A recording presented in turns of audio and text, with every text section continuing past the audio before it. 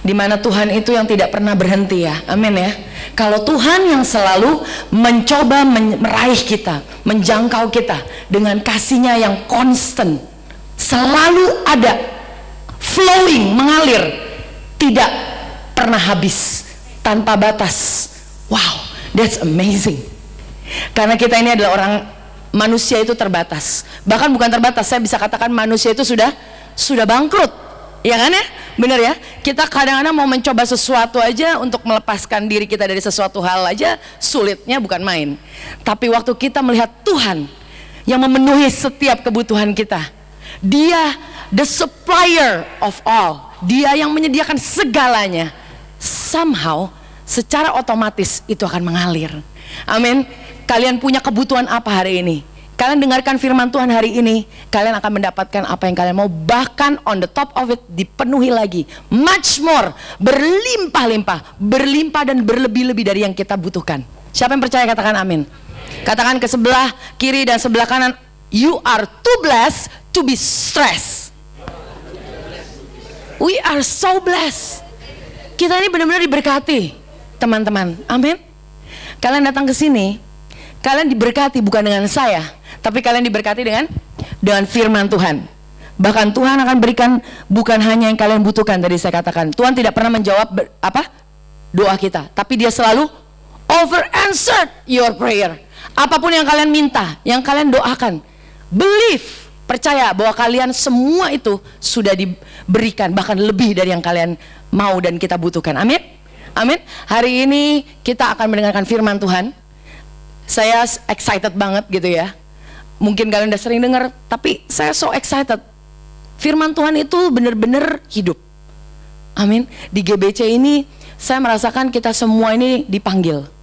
Kita ini semua dipanggil Tuhan untuk melayani, ada di tempat ini. GBC berdiri karena panggilan Tuhan. Amin. Amin. Betul ya? Di sini kita semua melayani. Halo? Di sini kita semua melayani karena Tuhan yang sudah memanggil. Bukan karena datang sini saya mau melayani, saya mau memberikan sesuatu, saya mau memberikan sesuatu, apa talenta saya yang sudah saya punya ini saya mau berikan kepada Tuhan. Tapi puji nama Tuhan, kita di sini ini bukan untuk itu. No, kalian di sini semua termasuk saya. Kita ada di sini karena panggilan Tuhan, karena semata-mata kasih karunia Tuhan. Dia memanggil kita, Dia bisa panggil banyak orang, bahkan Dia sudah panggil banyak orang. Tapi kalau hari ini kita ada di sini bukan karena kebaikan kita. Amin. Bukan karena saya lebih baik daripada yang lain, bukan karena kalian ada di sini karena lebih baik dari yang lain. No, karena Tuhan semata-mata sayang sama kita dan kita hanya membuka hati kita, just surrender to Him, to His love. Kayak tadi dibilang unstoppable love. Karena Dia setiap hari mengetuk pintu hati kita dengan kasih-Nya. Amin. Nggak ada lagi yang namanya dosa, nggak ada lagi yang namanya sakit, no shame, tidak ada lagi yang malu, no pain, bahkan nggak ada lagi sakit, tidak ada lagi masa lalu kita. Amin. Yang bisa memisahkan kita dengan kasih Kristus. That's powerful. Basically kekristenan hanya itu. Biarlah kita hidup ini simple, betul? Jangan pusing-pusing, ya. Kita ini hidup simple, ya. Tuhan itu nomor 1. Ya udah nggak, saya nggak usah sebutkan. Saya cuma ngomong Tuhan itu nomor 1. Sekarang kalian semua berdoa. Tapi saya ini benar-benar bersuka cita. Nggak tahu kenapa. Saya mau ngomong tapi juga malu gitu ya. Soalnya saya tahu di sini ada yang baru saya dari sini. Pak Ari bilang sama, nih ada 3 sebenarnya. Ada 3 golongan. Golongan 1, ya kan? Nomor 2. Dan satu lagi golongan golput katanya. Oh iya ya. Dulu saya golput loh. Tapi somehow saya bersyukur banget dan excited bahwa terobosan gini hari ini benar-benar kita tuh jangan jadi golput ya. Amin ya. Karena memang kita ini harus turun tangan. Kalau kata Pak Anies harus turun tangan. Jangan urun tangan ya bilangnya. Jangan, tapi kita turun tangan, nggak cukup gitu. Kita cuma ngomong kita perlu turun tangan. Turun tangan apa sih sebenarnya?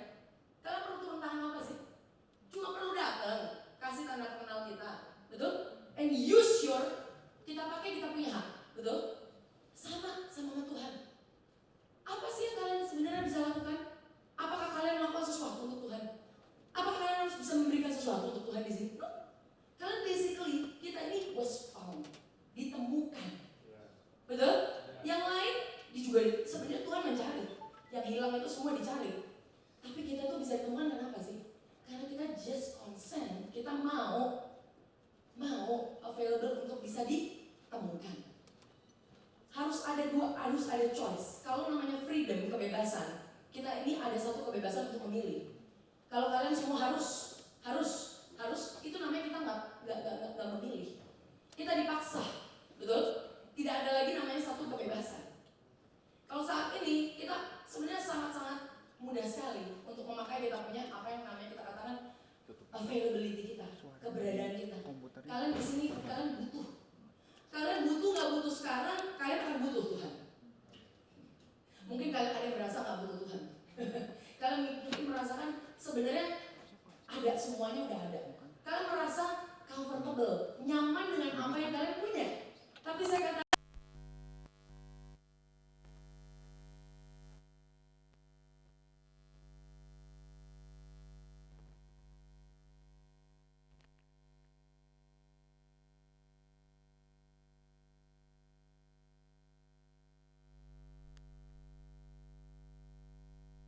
kadang-kadang kebutuhan kita yang kita bisa lihat. Apakah itu keadaan bisnis kita? Apakah itu keadaan keluarga kita? Apakah itu keadaan perkawinan kita? Apakah itu keadaan anak-anak kita? Apakah itu keadaan keluarga kita yang besar atau apapun itu keadaannya? Karena keadaan apa dalam ministry kita, pelayanan kita?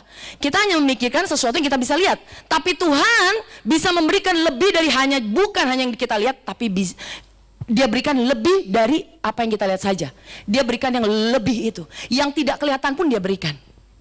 Amin. Kayak saya pernah sharing bahwa karakter di dalam Kristus kita bertumbuh di dalam Tuhan.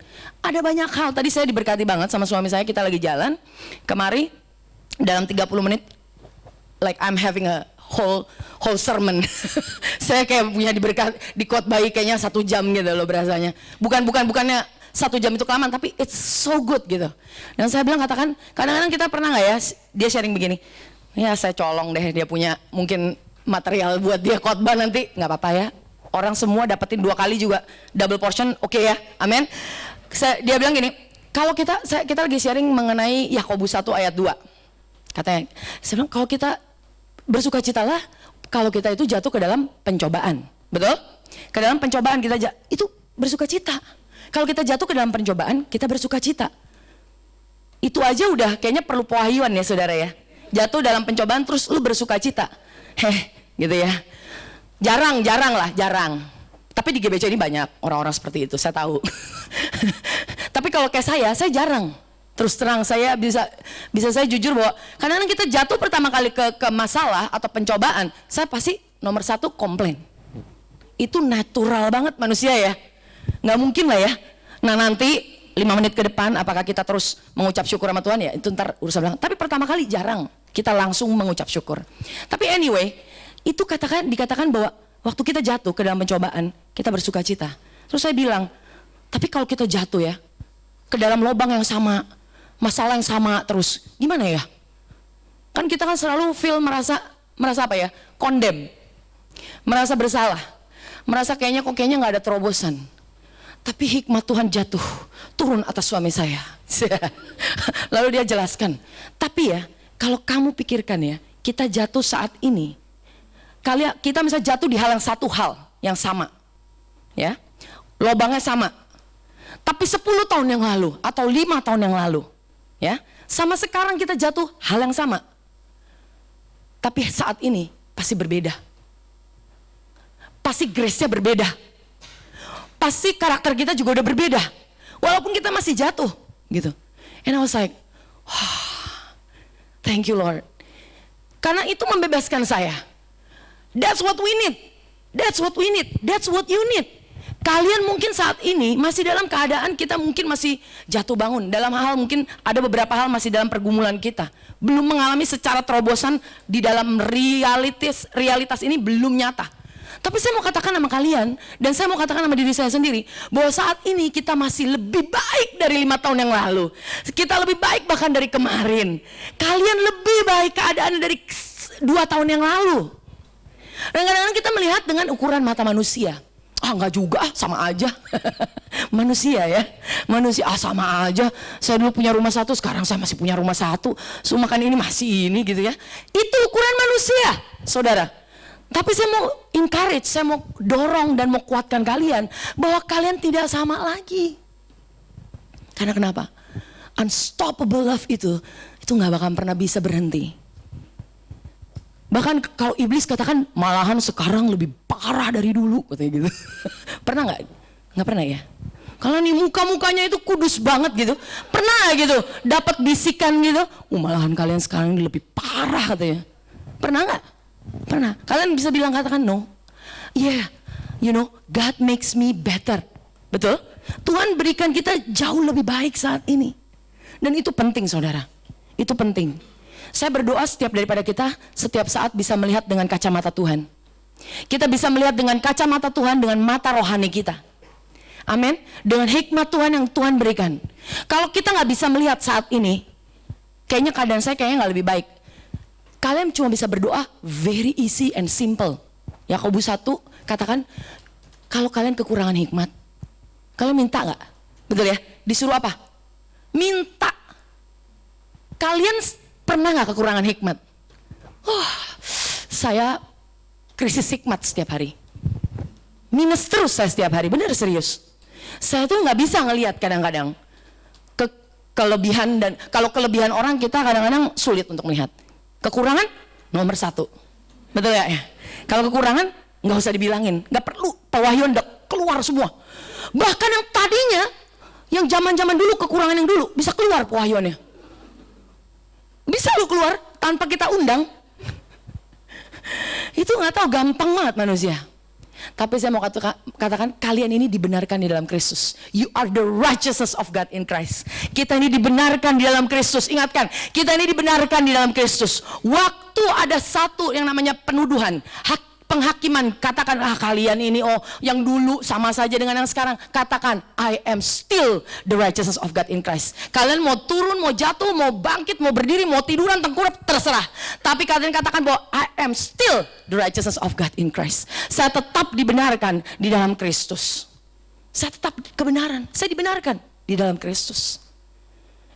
Waktu kita confess, kita akan melihat diri kita mengalami yang namanya kebangkitan.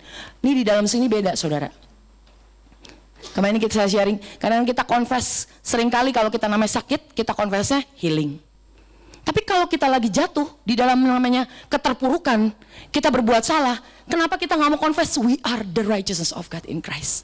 Amin. Kita seringnya, iya nih saya nih. Kita malah seringkali agree, setuju dengan apa yang iblis katakan. Kita seringkali agree, setuju dengan keadaan situasi yang ada saat ini. Tapi biarlah kita sekarang mulai pintar sedikit. Amin. Anak-anak GBC pintar kan ya? Pintar, anak Tuhan itu pintar. Makanya kita nggak bakal pernah bisa dikunyah sama si iblis. Tidak akan pernah bisa. Gum us, he cannot gum us. Chew us itu nggak bisa. Dia nggak bisa mengunyah kita, nggak bisa. Dia nggak bisa menelan kita, nggak bisa saudara. Karena kenapa? Makanan kita bukannya debu. Amin. Makanan kita bukan debu. Makanan kita adalah firman Tuhan. We are what we eat. When we feed from Christ, kita makan Kristus, kita akan mengalami yang namanya kita akan seperti Kristus.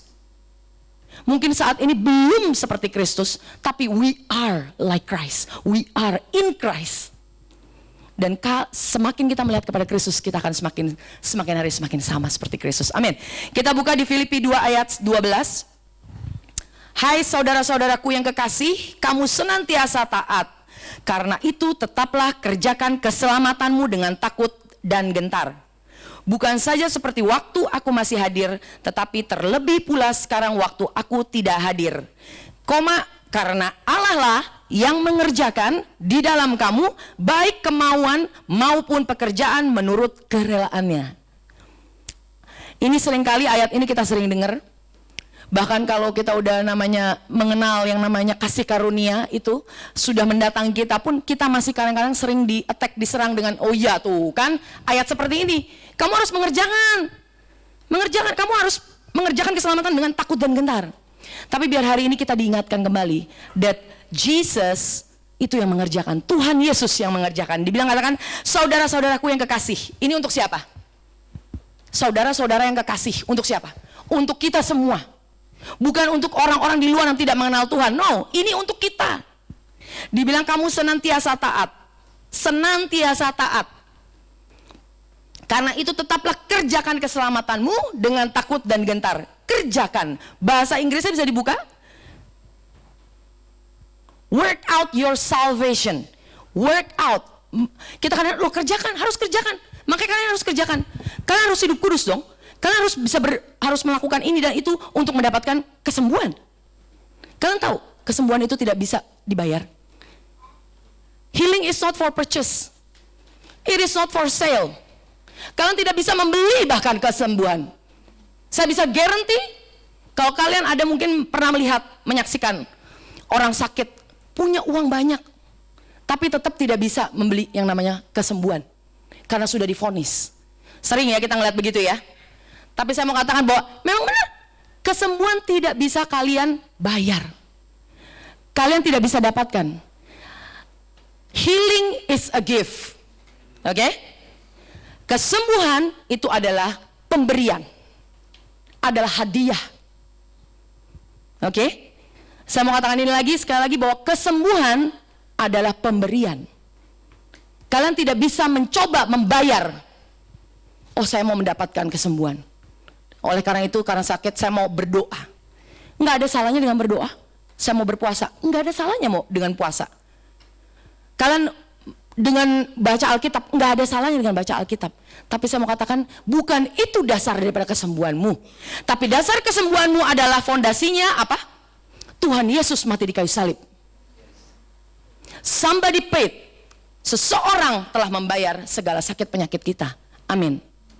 Kalian apapun saat ini mengalami masalah kesehatan, ya saya mau katakan, saya mau encourage, kalian itu sudah dibayar. Kesembuhan semuanya sudah dibayar. Dengan cara apapun juga. Saya pernah bilang bahwa kita, mau apakah ada yang mungkin mesti mengalami medication, pengobatan, diobati di rumah sakit, terus mengalami kesembuhan. Apakah kesembuhan itu bukan dari Tuhan? Dari iblis? No, iblis itu tidak pernah menyembuhkan. Kalaupun dia menyembuhkan, ada tumbalnya. Oke? Dan tumbalnya adalah hidup kalian. Oke? Tapi kalau Tuhan memberikan yang namanya kesembuhan, dia tidak pernah minta ambil balik imbalan. Amin. Ada orang bahkan makan obat pun nggak bisa sembuh. Dioperasi pun nggak bisa sembuh. Apapun caranya tidak bisa sembuh. Saya di sini tidak punya satu tempat untuk menjudge, menghakimi apakah orang ini harus begini, apakah ini harus ini, nggak ada. Saya mau katakan bahkan semua keputusan kalian, apakah mau berobat atau apa segala macam, Tuhan tidak pernah menghakimi.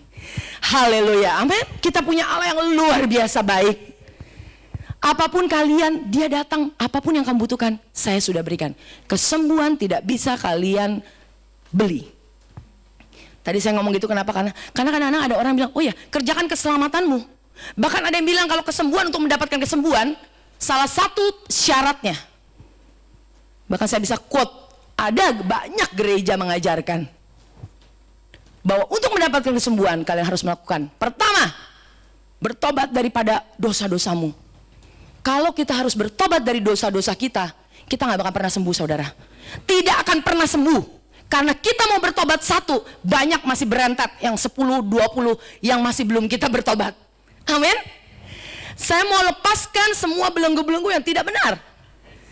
Kalian mau hidup benar-benar, kita hidup benar-benar di bawah satu kebebasan, a freedom. When the truth come, you know the truth, you knowing, ginosko, the truth, kebenaran itu, dan kebenaran itu yang membebaskan kita.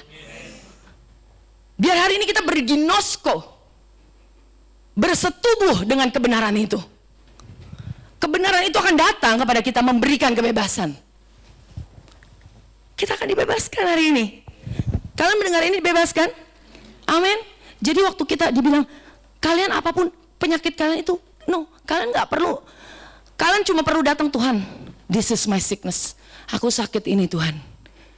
Kalian nggak perlu pusingin, salah siapa ya? Ini gara-gara gue juga nih, ini itu ini. Emangnya dipusingin? Kata Tuhan, my supply, ya, persediaan kesembuhanku tanpa syarat, yaitu Yesus sudah mati terlebih dahulu 2000 tahun lalu, lebih dari cukup. Lebih dari cukup. Bahkan penyakit kita itu kecil sekali dibanding dengan kesembuhan. Amin. Pertanyaannya, kalian percaya apa enggak? Kita percaya apa enggak? Seringkali kita masih pikir, saya aja lah, saya harus berusaha lah untuk bisa mengubah. Saya katakan tidak ada satu orang pun yang normal mau sakit. Ada yang di sini mau sakit? Nggak ada. Tuhan tahu itu. Bahkan tanpa kita sengaja, kita dengan kebodohan kita kadang-kadang kita bisa sakit. Yes. Tapi Tuhan bilang it's okay. My supply, persediaanku jauh lebih cukup daripada masalahmu, daripada keperluanmu. Haleluya, amin. Dibilang kerjakan keselamatanmu dengan takut dan gentar. Kerjakan keselamatanmu dengan takut dan gentar. Biasanya ini ayat ini hanya dipakai cuma sampai situ doang. Di quote hanya sampai tetap kerjakan keselamatanmu dong. Haruslah. Kalian hidup di bawah kasih karunia kok. Mau enak-enak aja hidup. Nggak bisa. Harus tetap mengerjakan keselamatan. Nggak pernah dibaca. Bukan saja seperti waktu aku masih hadir, tetapi terlebih pula sekarang waktu aku tidak hadir. Karena Allah lah. Siapa? Siapa? Allah.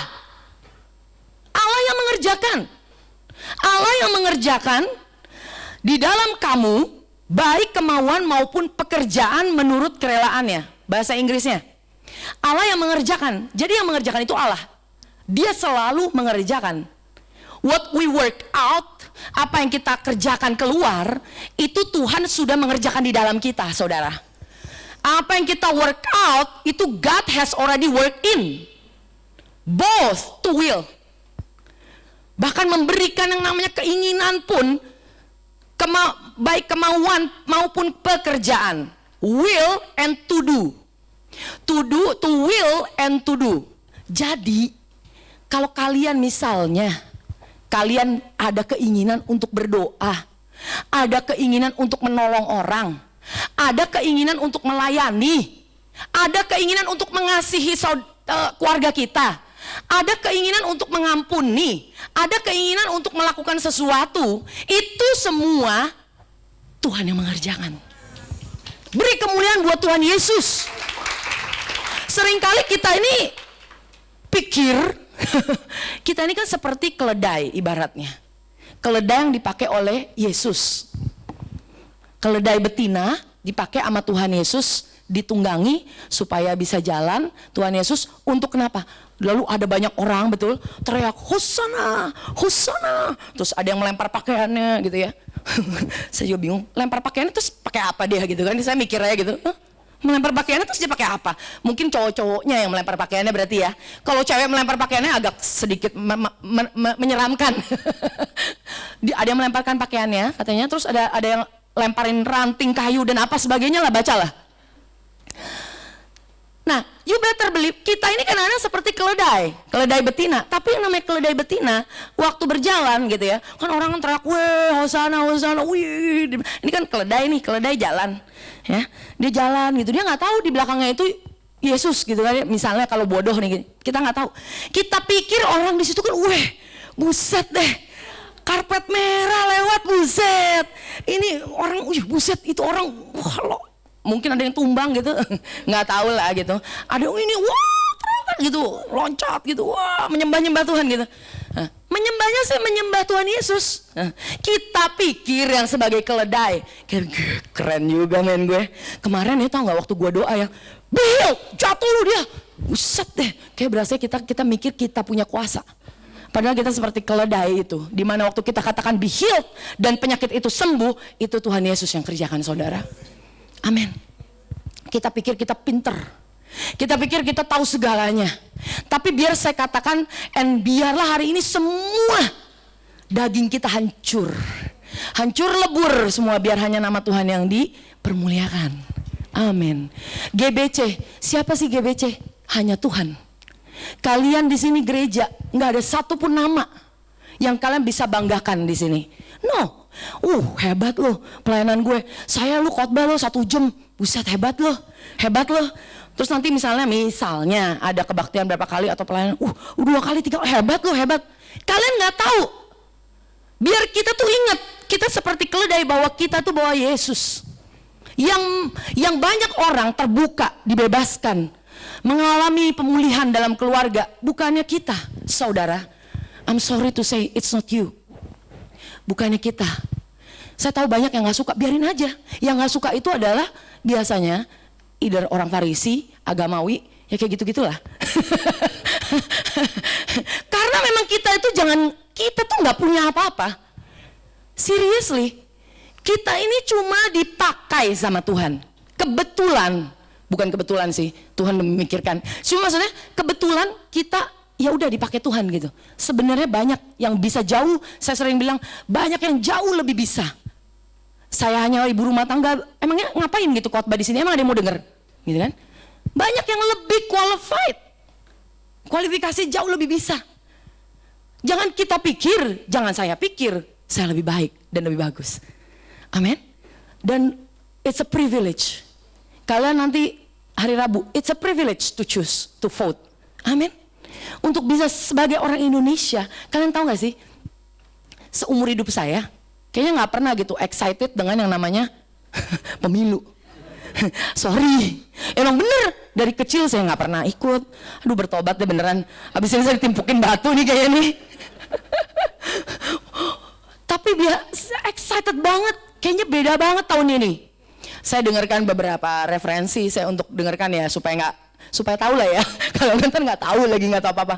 Tapi saya amazed banget gitu, amazed bahwa sebenarnya itu benar-benar untuk jadi orang Indonesia itu luar biasa. Dibilang katanya 5 tahun ke depan kalian akan melihat Indonesia yang baru, betul ya?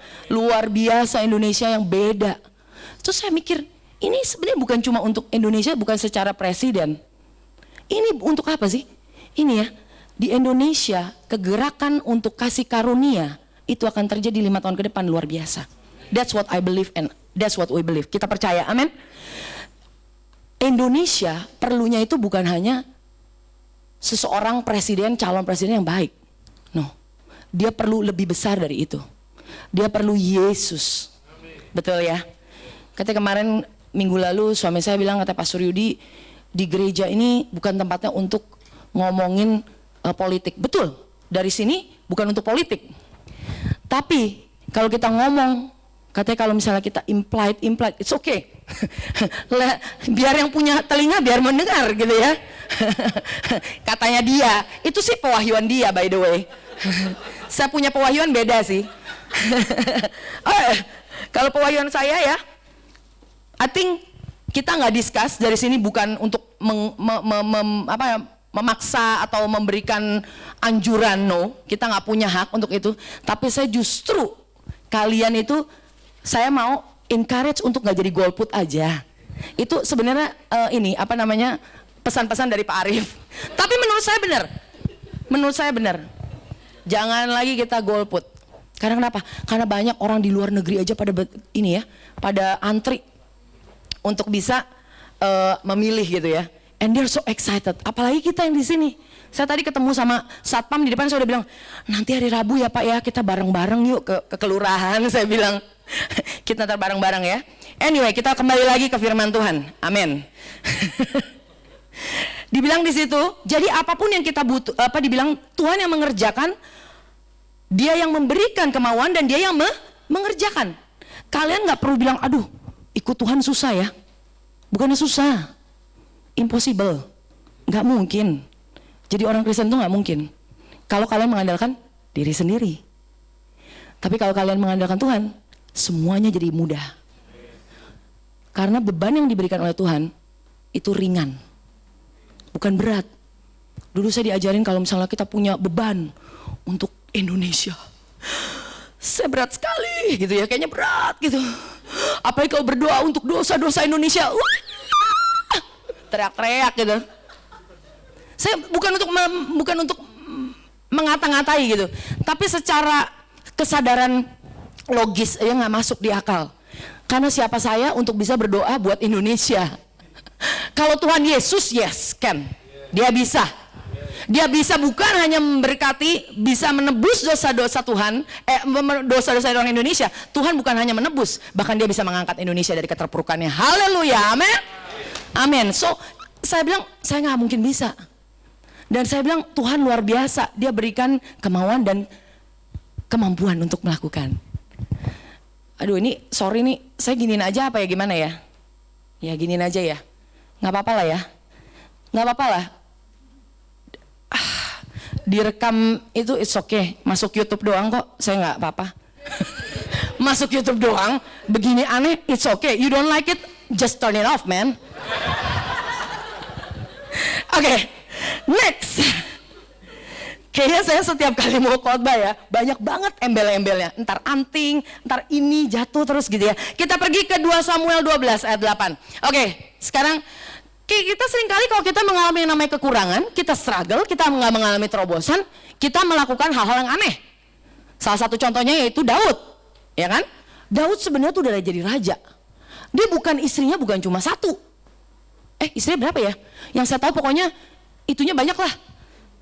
Gundik, bahasa Indonesianya gundik, selir-selirnya banyak banget gitu. Udah banyak, ya.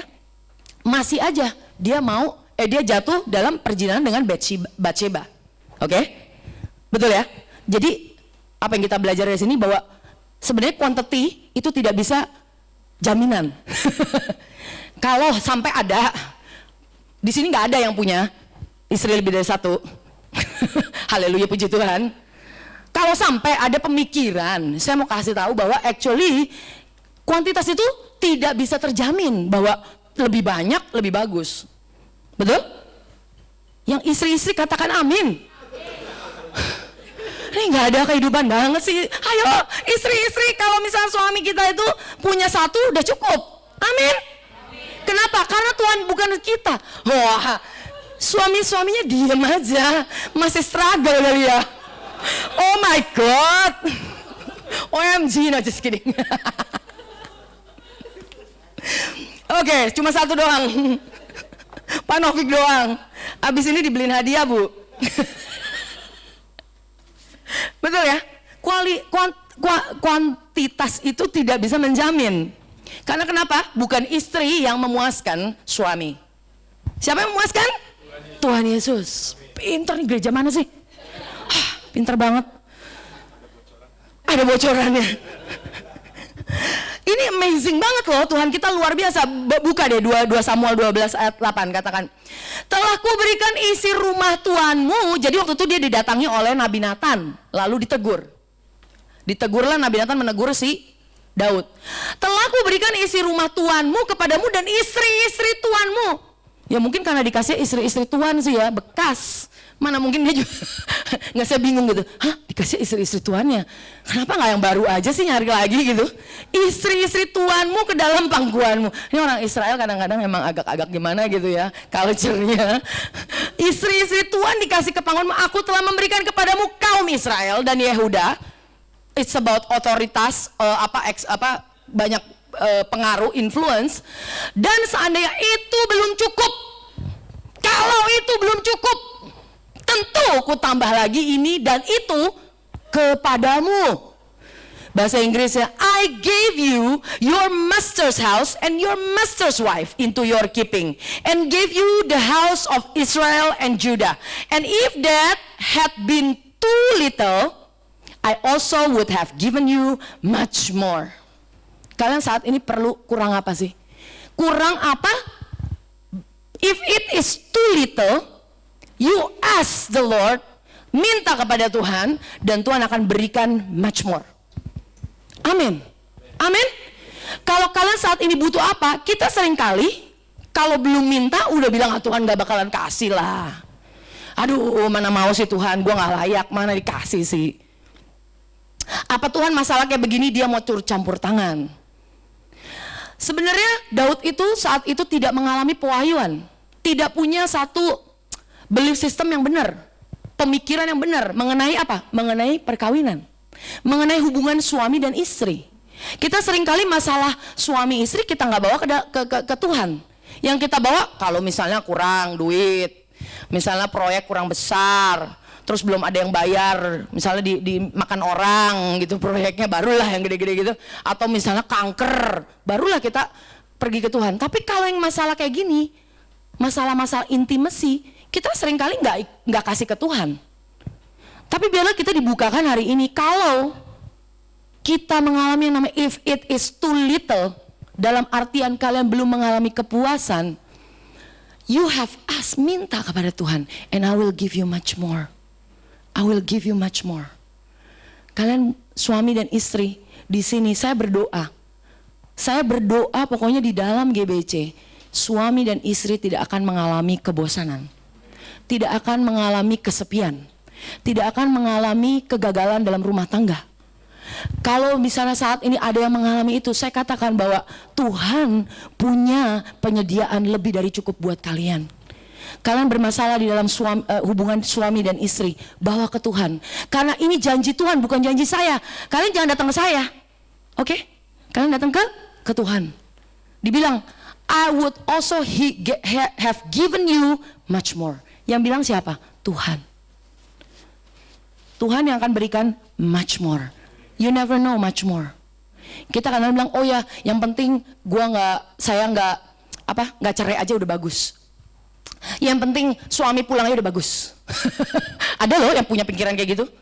Ya, karena mungkin dia punya pemikiran dari orang tuanya. Ya nggak apa-apa lah.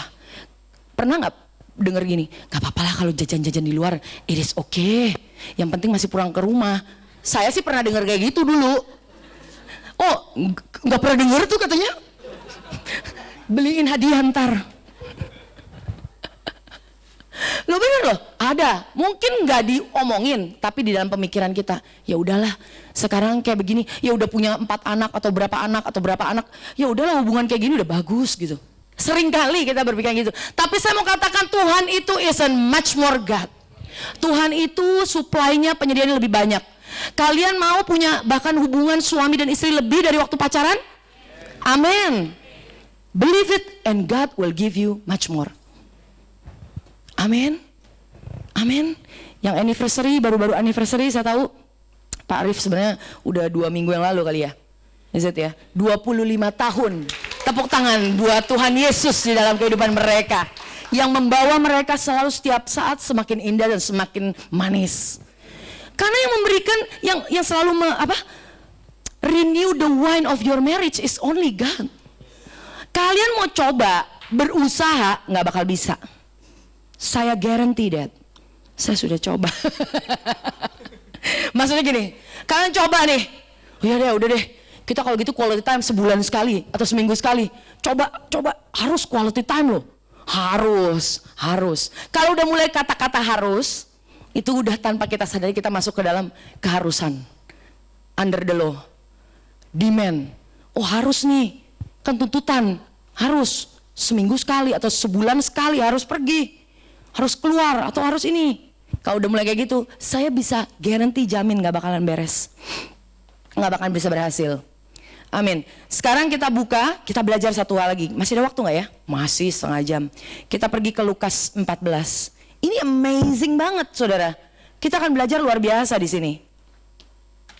Di mana Tuhan itu begitu baik. Di Lukas 14. Ini kita akan melihat bahwa sebenarnya penyediaan Tuhan itu jauh lebih banyak daripada yang kita butuhkan. Hari ini cuma itu doang. Kalian belajar pokoknya keluar dari sini ntar jam 12 teng yang kalian walaupun kalian lupa sama semua saya punya khotbah nih, nggak apa-apa lah. It's okay, you are forgiven. Oke, kalian diampuni. Tapi ingat satu hal doang. Tuhan Yesus menyediakan lebih dari yang saya butuhkan. Udah titik, ya. Kita buka di Lukas 14.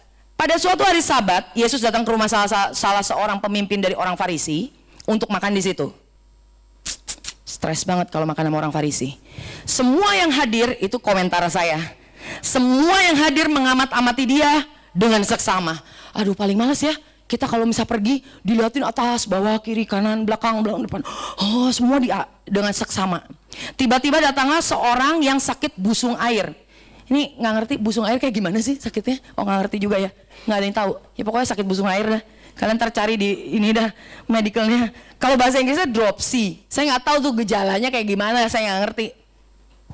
Atau ada yang tahu? Busung air berdiri di hadapannya. Lalu Yesus berkata kepada ahli-ahli Taurat dan orang-orang Farisi itu, katanya langsung Tuhan nanya, diperbolehkankah menyembuhkan orang pada hari Sabat atau tidak? Mereka itu diam semua. Orang Farisi gitu, kalau ditanya nggak mau ngejawab, tapi di belakangnya ngomongin. Nah, itu dia. Lalu ia memegang tangan orang sakit itu dan menyembuhkannya dan menyuruhnya pergi. That's our God. Tuhan kalau menyembuhkan, dia tidak pernah minta pamrih. Dia tidak pernah minta imbalan. Tuhan melepaskan orang dari ikatan dari yang legion itu, yang orang diikat dengan dirasuki dengan roh-roh jahat. Dia tidak mau bahkan orang itu ikut. Dia suruh balik lagi ke rumahnya. Kalian tahu Tuhan itu nggak pernah.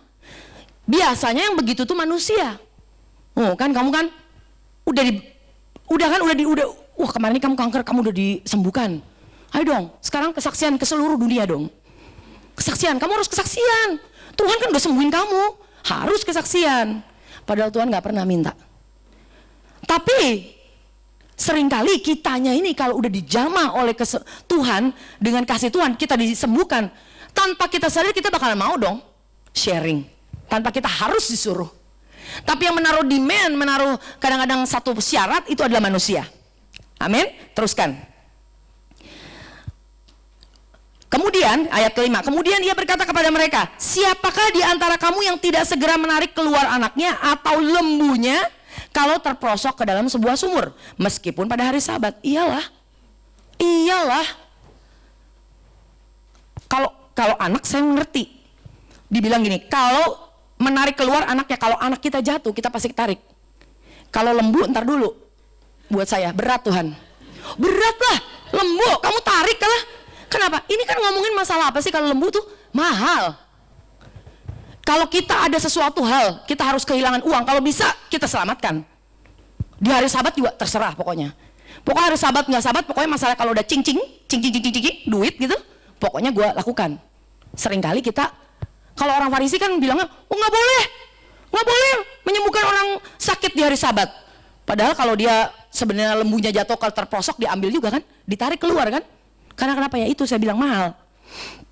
Lalu teruskan ya. Mereka tidak sanggup membantahnya. Karena Yesus melihat bahwa tamu-tamu berusaha menduduki tempat-tempat. Lalu itu. Nah, mulai dari ke-6, Tuhan mulai address orang-orang yang datang. Karena Yesus melihat bahwa tamu-tamu berusaha menduduki tempat-tempat kehormatan, ia mengatakan perumpamaan ini kepada mereka. Kalau seorang mengundang engkau ke pesta perkawinan, jangan duduk di tempat kehormatan.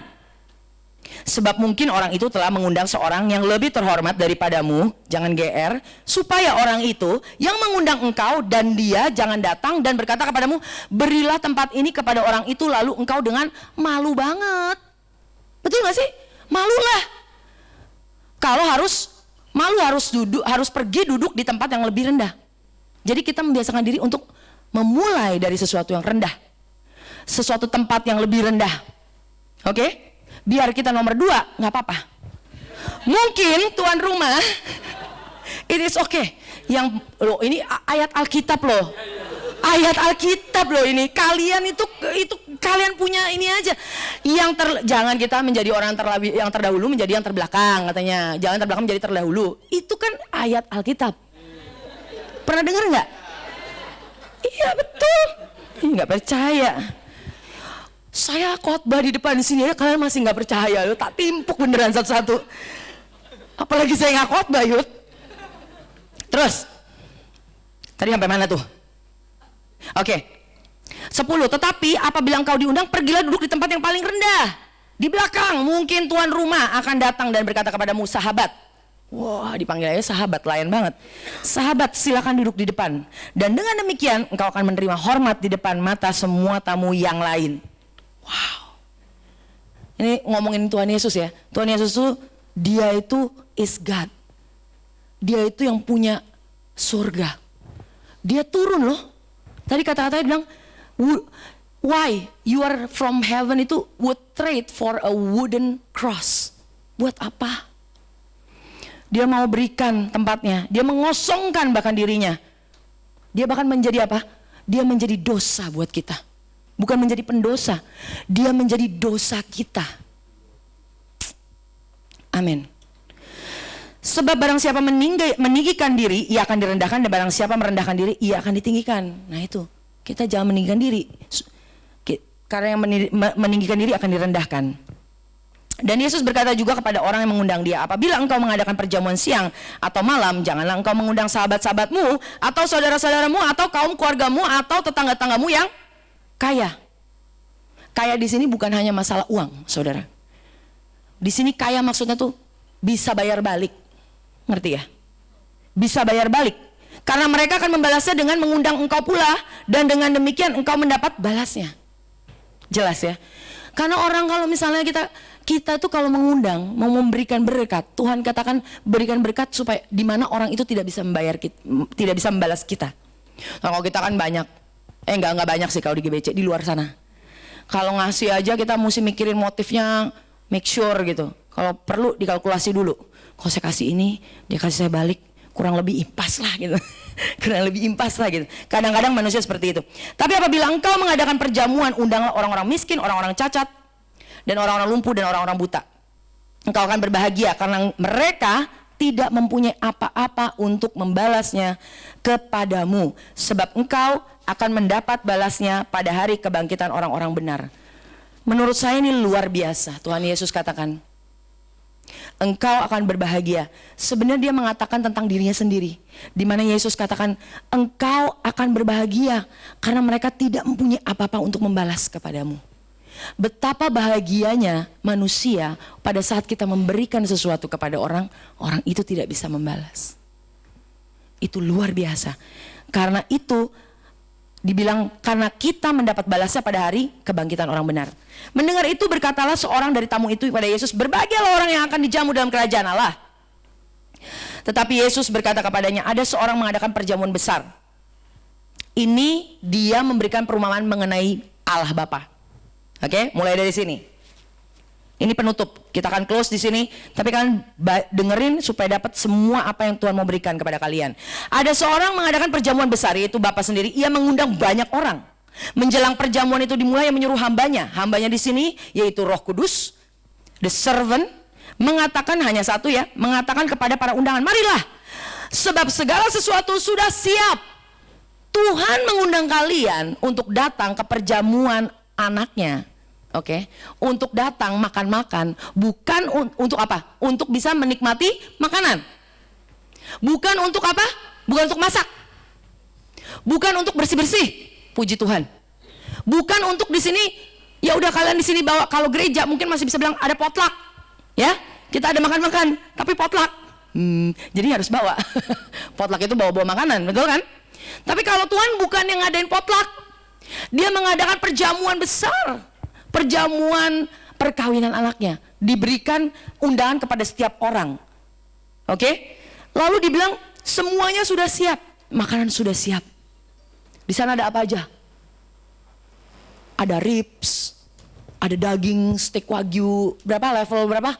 15 katanya. Emang ada 15? Nggak tahu deh, grade 15. Terus udah gitu ada apa lagi? Ada buah-buahan. Ada siomay. Siomay mah kurang enak. Ya oke lah, biarin dah siomay juga boleh. Siomay sama empek-empek. Iya, pokoknya apapun yang kalian mau ada itu semuanya. Makanan yang benar-benar grade yang paling tinggi ada di situ semua. Sama yang namanya buah-buahan. Semua dah, any kind of food, any kind of fruits ada di sana. Amin. Terus di sana ada apa aja? Kalau kata Fedri ada dancing, right? Ada dancing and dancing and dancing and singing, betul nggak? Betul nggak? Ada music, dancing and singing, semuanya ada.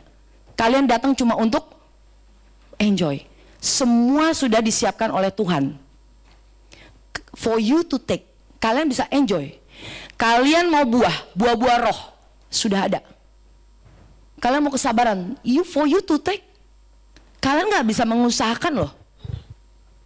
Kalian nggak bisa mengusahakan yang namanya healing, yang saya tadi bilang. It's already there, sudah disiapkan untuk kita nikmati. Protection, perlindungan, kalian bisa ambil for you to take. Semua sudah ada. Kalian perlu untuk gereja apa sih? Apa yang kalian butuhkan saat ini? Jangan minta cuma kecil-kecil aja. Apapun saat ini, tapi nggak apa-apa. Kalian punya yang kecil pun, start with the small one, it's okay. Jangan merasa juga, aduh museum gede, museum besar gitu. Nggak apa-apa. Yang kecil pun it's okay. Poinnya adalah dari kecil sampai yang besar, yet still Tuhan itu punya lebih banyak. Terus, amin. Terus mulailah orang-orang itu mulai pada permisi, minta maaf, nggak jadi datang. Pada semuanya excuses, punya alasan. Setelah menjelang penjamuan itu dimulai, ia menyuruh hambanya mengatakan, 18. Tetapi mereka bersama-sama meminta maaf. Yang pertama, katanya, aku telah membeli ladang dan aku harus pergi melihatnya. Aku minta dimaafkan. Beli ladang, harus pergi melihatnya. Udah beli baru lihat. That's a very excuse. Oke, bener-bener alasan banget loh. Yang lain berkata, aku telah membeli 5 pasang lembu kebiri. Ngapain ya 5 pasang lembu kebiri, dan aku harus pergi mencobanya. Ini bener-bener aneh banget. Beli mobil, udah gitu misalnya ibaratnya mobil, oh saya udah beli nih mobil, saya mau coba dulu ya, mau test drive. Orang tahu juga namanya test drive dulu baru beli, ya nggak sih? Ya, tapi dia terbalik, mungkin agak-agak ya gimana error gitulah. Dia pikir dia bisa bohongin Tuhan kali ya. Pinter banget emang. Yang lain berkata, aku telah membeli, Yang lain lagi berkata, aku baru kawin dan karena itu aku tidak dapat datang. Nah itu aku juga bingung. Baru kawin untuk test drive juga mungkin. Karena itu tidak dapat datang. Mungkin maksudnya seperti itu, karena kan dari atas semuanya untuk mencoba, untuk melihat apa? Ini udah merit dulu baru mau dilihat gitu. Aneh banget. Karena kembalilah hamba itu dan menyampaikan semuanya. Lalu nggak ada nih, semuanya pada banyak banget yang mengundurkan diri. Lalu kalau kita lihat semua, Tuhan lalu murkalah Tuhan Allah itu dan berkata kepada hambanya lagi, pergi segera ke segala jalan dan lorong kota dan bawalah kemari orang-orang miskin, orang-orang cacat, orang-orang buta, orang-orang lumpuh. Oke, ini terjadi sampai 3 kali saudara, invitation ini, undangan. Sebenarnya Tuhan sudah memanggil pertama kepada orang ahli Farisi di Israel. Pertama. Yang kedua, itu adalah Tuhan panggil setelah nggak mau orang-orang ahli Farisi itu, lalu Tuhan panggil orang Israel. Untuk semua di luar daripada orang-orang Farisi, leader-leader daripada orang Israel itu. Itu yang kedua. Yang ketiga, itu adalah waktu Tuhan memberitakan sebenarnya dia memberikan semua undangan kepada Gentiles, kepada semua orang di luar daripada Israel. Amin. Lalu kalau kita drop ke 25, 25. Pada suatu kali banyak orang berduyun-duyun. Lalu 25 bahasa Inggrisnya bisa dibuka. Pada suatu kali, ini setelah dia itu ini waktu di dalam, lalu dia bilang pada suatu kali banyak orang berduyun-duyun mengikuti Yesus dalam perjalanan, lalu dia keluar kan? Oke? Bahasa Inggris. Now great multitudes went with him. Lalu Tuhan keluar, ya, dia udah nggak merasa nggak nyaman gitu ya di rumah orang-orang Farisi ini. Lalu dia keluar dan great multitudes itu went with him and he turned and said to them. Lalu mereka katakan terus 26.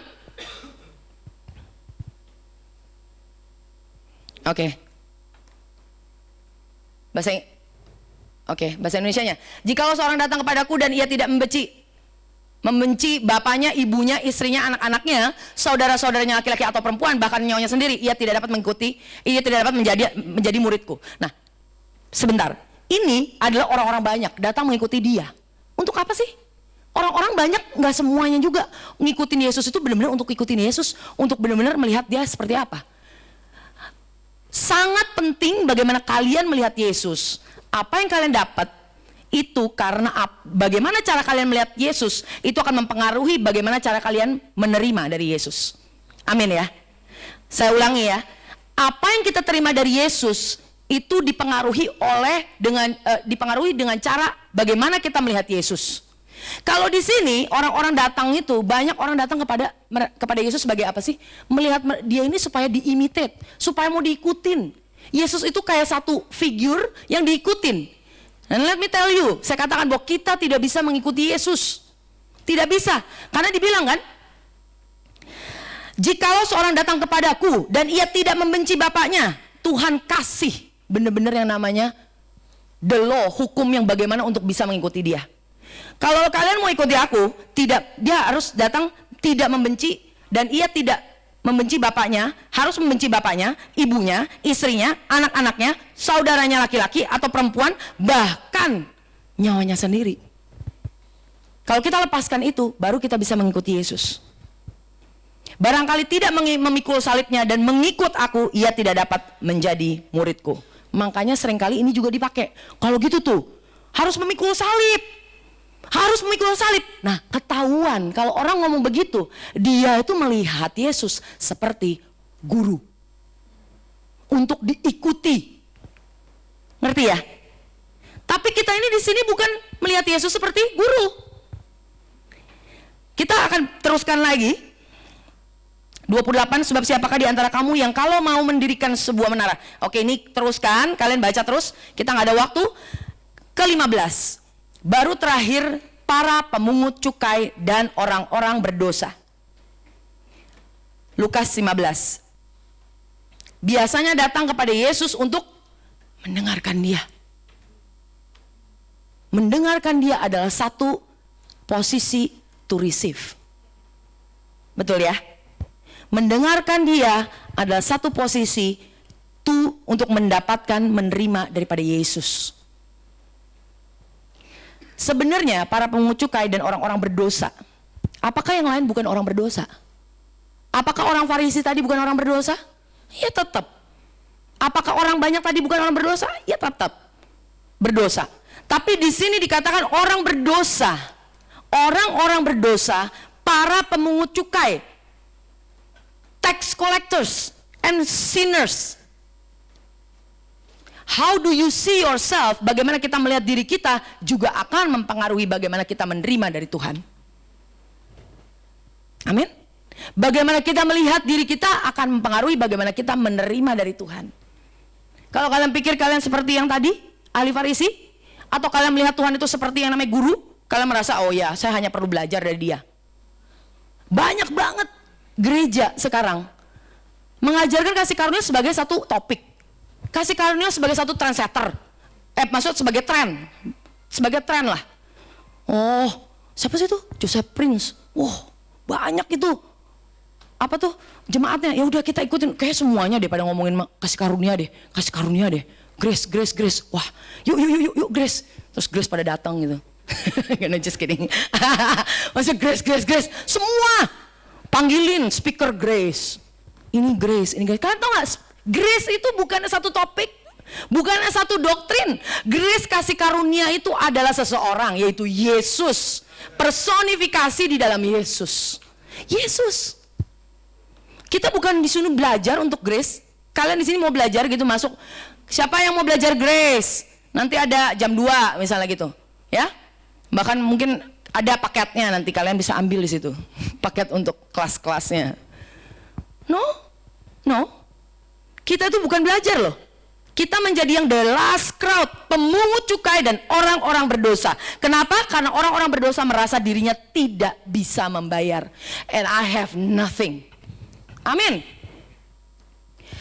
Maka mulai bersungut-sungutlah orang-orang Farisi dan ahli-ahli Taurat yang tadi itu loh. Mulailah bersungut-sungut lagi dia. Dia nggak berani ngomong di depan Yesus, tapi bersungut-sungut. Ya, menerima orang-orang berdosa, makan sama orang-orang berdosa. Gimana sih?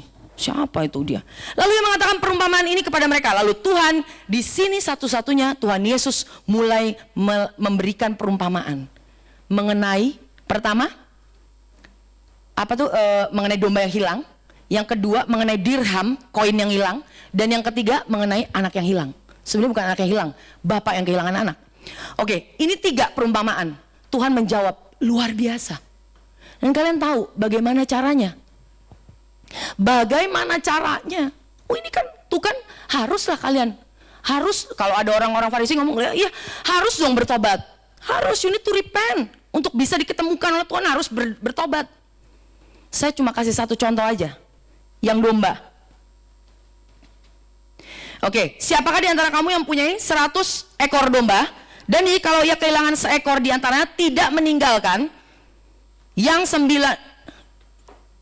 Jikalau ia kehilangan seekor di antaranya, tidak meninggalkan yang 99 ekor di padang gurun dan pergi mencari yang sesat itu sampai ia menemukannya. Mana ada gembala yang kehilangan 1 meninggalkan yang 99. Itu namanya kurang pinter. Gembala goblok, gembala oon. Karena nggak cuan lah. Hilang 1, ninggalin 99, nggak mungkin. Tapi Yesus mau loh. Dia bahkan bukan hanya meninggalkan 99-nya, dia mendapatkan yang 1 itu dan dia kembali juga Bukan berarti dia meninggalkan yang 99, tapi dia punya hati untuk satu yang hilang ini. Terus ya, kita akan melihat bagaimana sih seekor domba ini bisa yang namanya bertobat. Kalau kita bilang pertobatan itu adalah bagian kita, pertobatan itu adalah bagian kita, decision, keputusan kita. Kalau memang itu betul, kita lihat dari sini, ya. Dan kalau ia telah menemukannya, yang menemukan siapa? Tuhan, betul ya? Koma, ia meletakkannya. Yang meletakkan siapa? Tuhan juga. Meletakkan di atas bahunya dengan gembira. Dan setibanya di rumah, ia memanggil sahabat-sahabat dan tetangga-tetangga serta berkata kepada mereka, bersukacitalah bersama-sama dengan aku, sebab dombaku yang hilang itu telah kutemukan. Kalau dari domba ini aja, ya, itu dia nggak ngapa-ngapain, saudara. Yang menemukan Tuhan, yang taruh di bahunya, meletakkan di atas bahunya Tuhan, yang throw the party Tuhan, bukan kita. Amin. Jangan kita pikir kita, oh ya bertobat ya, kita karena aku bertobat makanya waktu itu I found Jesus. Tuhan itu nggak diketemukan sama kita, Tuhan yang menemukan kita. Dan bukan bagian kita untuk bertobat. Kalian tahu kenapa bertobat? Mungkin kalian saat itu bertobat karena kalian waktu itu ditinggal pacar. Oke? Seperti anak yang hilang, kelaparan, nggak ada duit, bangkrut saat itu. Ya udahlah, gue lari ke gereja. Aduh, gue habis ini nih, aduh, diputusin sama cowok gue atau sama cewek gue, aduh kesepian. Ya udahlah, siapa tahu terdapat jodoh di gereja. Itu our, semuanya itu adalah alasan manusia untuk datang kepada Tuhan. Seperti anak yang hilang. Anak yang hilang itu datang kenapa? Karena dia udah kelaparan, nggak ada apa-apa lagi. Masa makan ampas babi? Sampai mau ampas babi dia nggak bisa. Oke?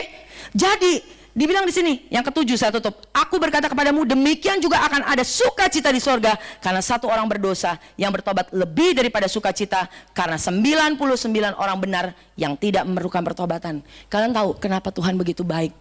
Dia itu ada satu sukacita, saudara. Waktu dia melihat kita itu memerlukan dia. Waktu dia melihat kita itu mengalami keselamatan.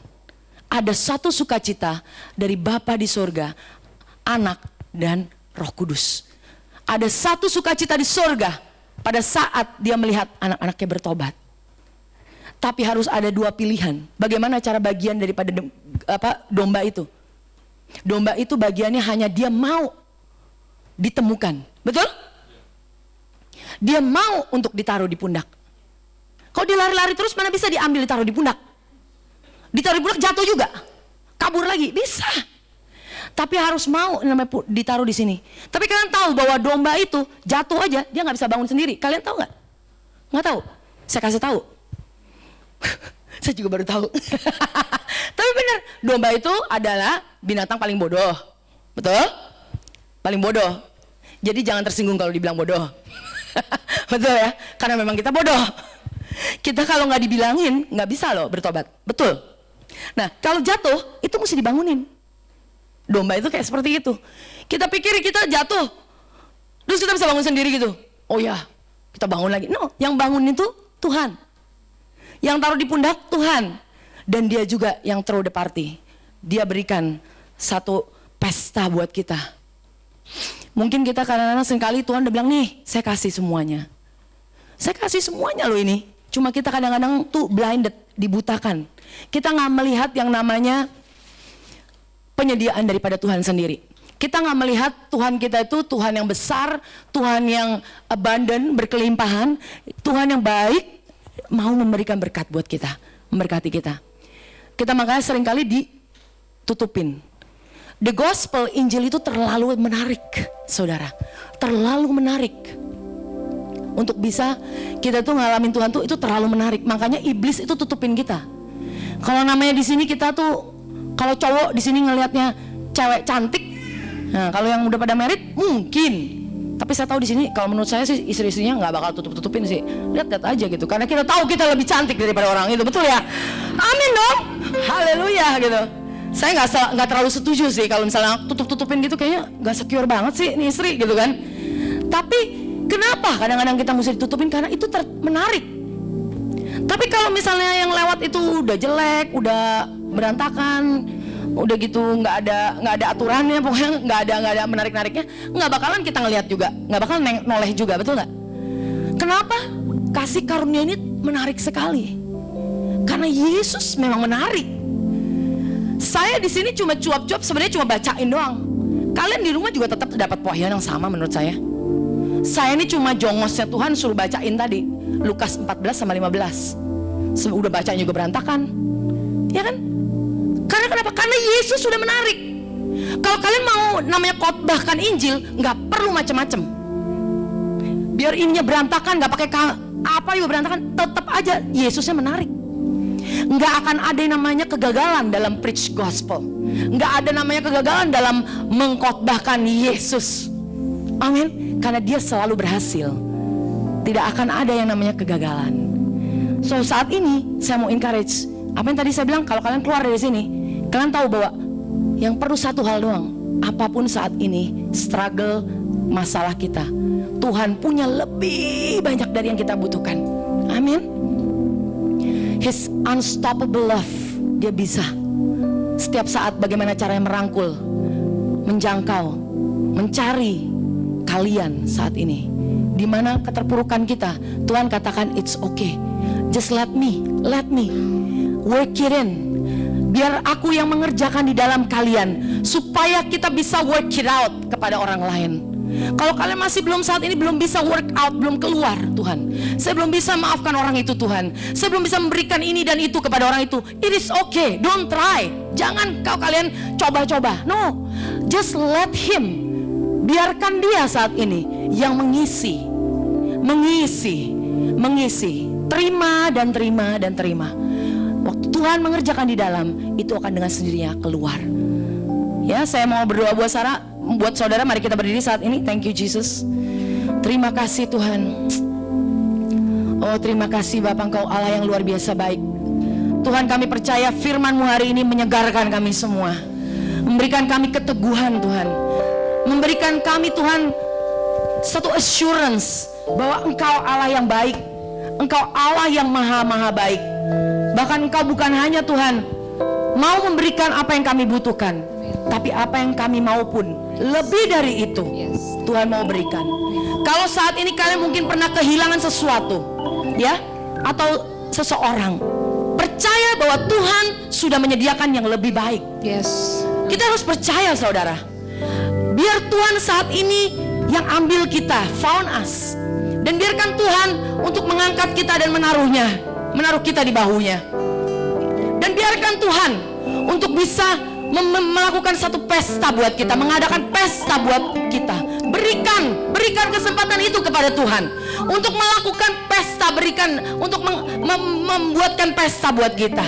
Bahkan kalau saat ini Tuhan mau kasih lihat di kita, nih saya potong lembu yang besar itu, the calf itu. Mari kita saat ini berikan kesempatan itu buat Tuhan. Berikan kesempatan buat Tuhan mau memberikan lembunya, yaitu pengorbanannya Yesus di depan kita. Supaya kenapa saudara? Supaya kita tahu harganya. Kita tahu harganya, tahu harganya betapa luar biasa mahal dan tidak bisa dibayar. Pengorbanan Yesus tidak bisa dibayar. Tidak bisa dibayar dengan ministry kalian, pelayanan kalian. Tidak bisa dibayar dengan kebaikan kalian. Tidak bisa dibayar dengan apapun yang kalian lakukan setiap hari. Tidak bisa saudara. Saat ini kalian tidak perlu bayar apa-apa. Kalian hanya bisa bilang, katakan terima kasih Tuhan. Aku menerima segala yang Kau berikan saat ini Tuhan Yesus. Aku berdoa saat ini buat gerejamu GBC di tempat ini Tuhan Yesus. Setiap jiwa-jiwa yang ada di tempat ini. Bahkan bukan hanya yang ada di tempat ini, keluarga-keluarga orang-orang yang kami kasihi, keturunan kami pun semuanya akan mengalami berkat ini. Tuhan, apapun yang kami butuhkan, lebih dari cukup Tuhan. Kalau ada kebutuhan saat ini, berarti itu kesempatan untuk Tuhan bisa dan mau untuk lebih dari cukup menyediakan segalanya. Amin. Tuhan, kami lihat semua ini bukan Tuhan kekurangan, tapi kami lihat ini kelebihan daripada surgawi turun atas setiap kami Tuhan. Masalah kekurangan ini semua yang kami butuhkan Tuhan, ini adalah tempatmu untuk berkarya, tempatmu untuk melakukan segalanya, untuk memberikan kepada kami, untuk Banjiri ya Bapa jiwa-jiwa di tempat ini dengan berkat-berkat-Mu Tuhan, baik yang kelihatan maupun yang tidak kelihatan. In the name of Jesus. Terima kasih Tuhan. Kesembuhan mengalir saat ini untuk gereja-Mu. Bukan hanya kesembuhan, tapi aku katakan kesehatan. Kesehatan in the name of Jesus ada di tengah-tengah umat-Mu. Setiap anak-anak-Mu akan mengalami kesehatan ilahi. Kesehatan yang bukan dijamin dengan manusia, tapi kesehatan yang ilahi. In the name of Jesus. Bahkan semua Tuhan, wanita-wanita di tempat ini akan mengalami Tuhan kemudahan. Yes. You are gonna renew our youth like an eagle, oh God. Engkau akan jadikan kami muda terus Tuhan. Karena Engkau Tuhan, Allah yang memberikan Tuhan kekuatan, kemudahan Tuhan. Thank you Jesus. Thank you Lord. Anak-anak kami Tuhan, keturunan kami akan menjadi keturunan yang perkasa. Yes. Mereka akan berada di dalam kasih karunia. Dibanjiri, they're gonna fall in love with Jesus all the time. They're in love with Jesus. Yes. Thank you Lord. Terima kasih Tuhan. Berbuahlah, says the Lord. Be fruitful in the name of Jesus. Berbuahlah in the name of Jesus. Apapun yang kau lakukan saat ini, kami Tuhan katakan berbuahlah. Multiply, multiply, multiply, multiply. I speak increase, increase, increase, and much more. Increase, increase, increase, and much more. Until you say, Lord, you are good. Lord, you are good, oh God. Thank you, Jesus. Hallelujah. Oh, we bless you, Jesus. Oh, we bless you, God. You are awesome, Lord. You are awesome, awesome in this place. Awesome, awesome, awesome, oh Lord. Oh, speak, increase. Let us, Lord, experience your goodness. Let us experience alami dia, saudara. Alami dia. Kasihnya yang melimpah. Tiada terbatas. Your love. Oh, your love endures forever, Lord. My God, your love. Your love. Oh, we speak holy God. Hosanna. Hosanna. Holy God. Angkat tanganmu saat ini. Sembah Yesus di tempat ini. Holy Jesus. Holy Jesus.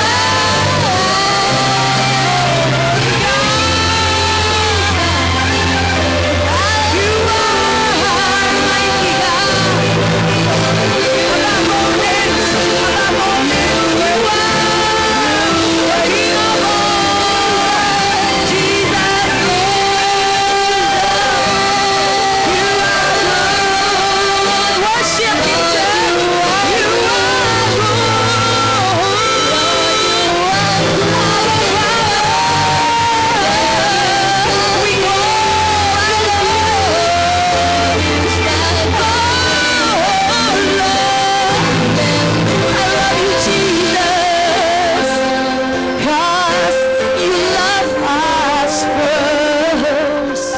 Teman-teman, kalau ada yang belum mengalami keselamatan, belum pernah menerima Yesus sebagai juru selamat pribadi, dengarkan baik-baik. Ikuti doa saya. Tidak perlu takut. Ini bukan agama. Ini bukan kalian pindah agama atau kalian mengalami harus melakukan sesuatu hal. No. Kalian ini adalah hidup di dalam Kristus, di dalam yang maha luar biasa. Kalian akan mengalami kedahsyatan. Kalian akan mengalami abundance, kelimpahan. Kalau kalian mengalami saat ini, belum mengalami yang namanya everlasting love, kasih yang selama-lama yang kekal itu, saudara tidak usah takut. Mungkin saat ini pun kalau kalian takut, nanti pulang kalian doakan. Saya akan berdoa buat saudara. Tuhan, saat ini Tuhan, saya undang Engkau Tuhan Yesus sebagai juru selamat pribadi dalam kehidupan saya Tuhan.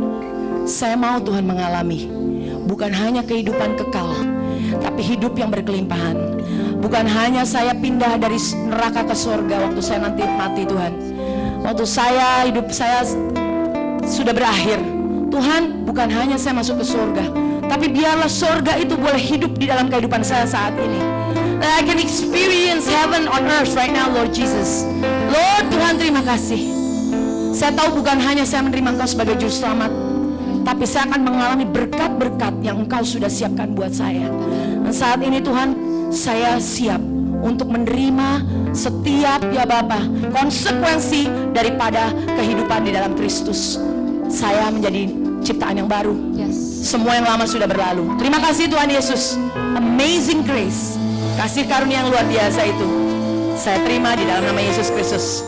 Haleluya, amin. Thank you Jesus. Kalau kalian berdoa ini untuk pertama kali, kalian lahir baru saat ini, dan kalian mempunyai hak untuk mendapatkan berkat-berkat Abraham. Apapun saat ini berkat-berkat itu menjadi milik kalian. Thank you Jesus. Thank you Lord.